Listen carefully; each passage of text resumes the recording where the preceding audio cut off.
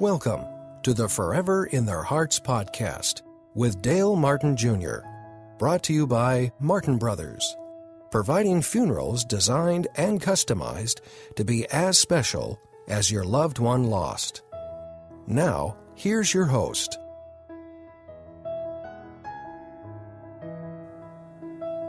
Well, yes, this is your host, Erik Reynolds, and today I'm here with Valerie Martell, Director of Operations for Martin Brothers Funeral Services. And today, Valerie will talk about tips on writing an obituary that is meaningful and accurate. Now, before Valerie joins us, just as a reminder, as always, if you have questions or require assistance, reach out to the team at Martin Brothers Funeral Services in Vancouver at 778-330-7799. Again, that's 778-330-7799. Well, Valerie, it's great to be talking with you again today. Yeah, nice to talk to you, Erik. And, Valerie, this is a really important topic. It's one that I'm actually kind of really looking forward to because when you lose a loved one, there are so many details a family needs to consider, and it really starts with the obituary in the newspaper. So if I need to write an obituary for a loved one, help me and help the listeners out. Where do we start? So, Erik, obituaries are a little different than writing a eulogy. Most often it's important to limit the number of words, and that's simply about cost because, of course, anytime you add more words to an obituary, it costs more to put it in the paper. But, all of that aside, the obituary usually starts with a statement that says that person has died. And so for the newspaper, many people use the phrase passed away. So-and-so passed away on such and such a date. But you can use whatever statement you wish to let people know that person has died. If you want to say someone has died, that's perfectly fine. If you want to say passed away, that's fine too, however you want to describe that. But, that's what obituaries are all about. They are announcements of a death. So then the obituary has usually a short and factual biography. Often they start with when and where the person was born, some information about maybe their education or their work, and other impactful events that need to be included, such as, moves to different places, marriage, other relationships, the arrival of children, things like that. So, those are often part of that little factual biography. And then the remainder of the obituary often includes a listing of the family members, and that list can, be as much a family as you wish to list or as little family as you wish to list. That's completely up to you. And then following that, it's of course important to include a very accurate time and place of the services, because once it's out there, it's out there. And the donation information about the funeral home. And people always wonder, why do you put the funeral home's, logo at the bottom, or why do you put the funeral home phone number? But in reality, people know that they can contact the funeral home. They look at the obituary and they might have a question about the service. They'll ask, is there parking around there or whatever, instead of phoning the family and when they're probably gathering with other people and all of that stuff. So instead of phoning the family, people phone the funeral home, and that's why we always put our information at the bottom of an obituary. That allows people to call us directly. And then another thing some people include in obituaries is maybe a little bit of a statement about what kind of a person that person was. It's not as detailed as a eulogy, but it gives you enough information about the person. Well, Valerie, you just shared the kind of things that we need to put in the obituary, but what about things that we should avoid? What things should we avoid putting in the obituary? Well, in reality, there isn't a whole lot you should avoid, but we do always say there's one thing to families that they should probably avoid, and that would be any mention of the home address in the obituary. And you're probably wondering, well, why would you put the address of the house in the obituary anyway? But some people want to say, people can drop by the home, after, the next day or whatever, and here's our address. Or, you can mail cards to here's our home address sort of thing. And the reason you kind of want to avoid that, if at all possible, is that you really don't want people to know where the house is while you're away at the services. It's just something to consider. Most people have security systems. Some people don't have security systems. But the idea that the house will be certainly empty while you're at the services.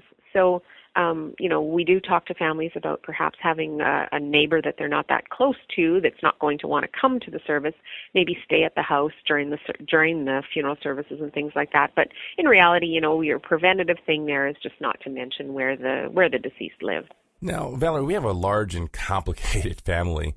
How do I go about listing all these people in the obituary? Well, I get asked this a lot, Eric, and you can list as much family as you see fit. And families often have this question when there's a mixed family or estranged members of a family, or there's been divorce or remarriage or many, many of those kinds of things. But, the best idea, number one, is to let your funeral director know about the family dynamics, which, when I'm sitting down with a family, I get to know what the family dynamics are. And I know, certainly if there are estranged members of the family or something like that, and I've dealt with this in the past where, for example, something like, they have, one of their children of the deceased has, been divorced or whatever, but they're still very close to that former daughter-in-law who is the mother of their grandchildren and all of that stuff. And you don't have to list those people together. Bob and Susan may have been married at one point in time and they're no longer married. So you're not going to list, Bob might be remarried. So you can list him with his wife, but you can also say, and, our dear daughter-in-law, if you wish to still call her that, or, and we've got ways to work around that, I guess, is what I'm saying. It's best to just let your funeral director know, and we've got, different wordings and different ways of putting people down that you're not going to offend people, and, no one I'm sure is going to hold you to that anyway, but sometimes, people see their name in print and they want to make sure that it's accurate as to where they fit in the family. Though, if all else fails, you can just say a large and loving family. And that kind of covers everybody, and you don't have to worry about mentioning them. You can mention the spouse and the kids perhaps, but beyond that, you can say many nieces and nephews, and you don't have to go through.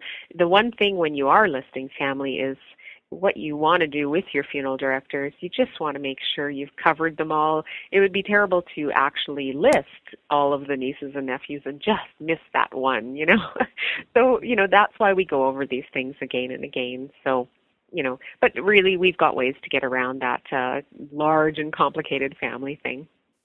Well, and with as large and complicated as my family is, I honestly have thought about maybe writing my own obituary for myself. So let me ask you that question. Should I pre-write my own obituary? I mean, what do I do with it if I do, and where do I take it when it's written?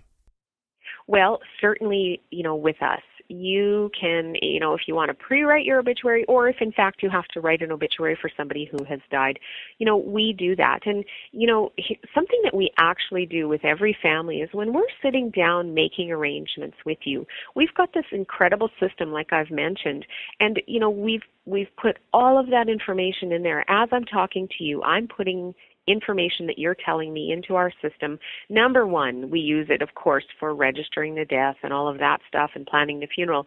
But you know what our system has the ability to do, which is just amazing? With one click of a button, when I've put all that information there, I click one button and I can print out for you kind of an outline obituary. It's got everything you have told me, that has to do with that person. It's got that in there, and then it's got space where you can write between the lines, you can cross stuff out, you can put stuff in. So what I do when I'm sitting down with you to make arrangements is I use Martin Brothers' system that we have, and I'll print that out for you at the end of things, and I'll say, oh, by the way, here's the obituary that we've generated based upon what you've told me, and take it home. Take a look at it.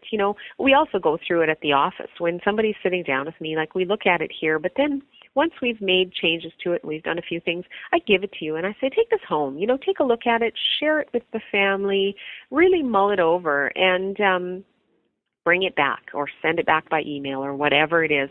And, that's going to be your final obituary then. That's going to be what we're going to use maybe in the newspaper, or we're going to use in the memorial card.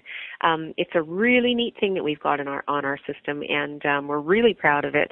And, it sure takes a lot of that base work out of doing the obituary because you're giving me that information anyway. So it's a really, really neat thing. And we can use this whether you're planning to write your own obituary before death, or if you're writing an obituary for someone, it works either way. So it's just fantastic. Well, that sounds great and like a wonderful system and really helpful for those of us doing our own obituaries. Now, before we go, though, Valerie, do you have any thoughts that you'd like to share? Yeah, I do, Eric. When you're writing the obituary, don't worry too greatly. Again, nobody is going to expect everybody to be the best writer in the world, but at the end of the day, just know you've got help with the funeral home. We've seen all kinds of obituaries, just like I say with families. We've seen all kinds of families sitting before us, all kinds of situations, all kinds of obituaries, and put in there what you wish to put in there, and then ask, and we can give you advice. We can say, I think what we've missed out is this, or why don't we add this? Or, certainly we're never going to add something about the deceased that you don't want in there. But, people will bring me obituaries all the time without date and time of service, for instance. And, we'll add that, and we'll make sure that you've covered all your bases. So, don't worry too greatly. There's help out there with us. And, just trust that what you're bringing to the table is that, memory of your loved one and knowing them so well that you're able to give the information, and we can round that out for you. Well, Valerie, thank you so much for, your help in understanding this and in the tips in writing a meaningful obituary. Now, for our listeners, can you think of someone who might benefit from what we've covered today? Do me a favor, do them a favor, and forward this episode on to them. And of course, if you have questions or require assistance, maybe assistance with writing that obituary, reach out to Martin Brothers Funeral Services in Vancouver. And that's at 778-330-7799. Again, that's 778-330-7799. Or visit their website at www.mbfunerals.com. Again, that's www.mbfunerals.com. Well, Valerie, as always, for myself, for all the listeners, thanks so much for the information today. Thank you, Eric.